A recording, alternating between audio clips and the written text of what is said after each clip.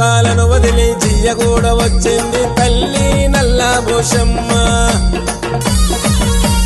భక్తజనులకు శక్తిగా మారింది బంగారు తల్లి నల్ల పోచమ్మ ముల్లోకాలను వదిలి జియ్యగూడ వచ్చింది తల్లి నల్ల పోచమ్మ భక్తజనులకు. మనకేదన్నా ఆపదొచ్చిందంటే ఊరుగాసే తల్లులు తలిస్తేనే తలాపులుంటారు. హైదరాబాద్ లో అమ్మవారి ఆలయాలకు కొదువలేదు. జియాగూడలో ఉన్న నల్లపోచమ్మ తుల్జభవాని అమ్మవార్లకు ఒక ప్రత్యేకత ఉన్నది. సంతానం లేని వారు 5 అమావాస్యలు గీ అమ్మవారిని దర్శించుకొని అన్నదానం తింటే వాళ్ళ కడుపు వండుతదట. అట్లనే కోరిన వారి కోరికలు తీర్చి కొంగు బంగారం అయితంది గీ తల్లి. పూర్వం ఇక్కడ రైతులు పొలాలు దున్నేటప్పుడు శ్రీ నల్లపోచమ్మ తల్లి అవతారం బయటపడ్డదట. అప్పటి నుంచి ఇప్పటి వరకు తరతరాలుగా అమ్మవారిని కొలుస్తాండ్రు.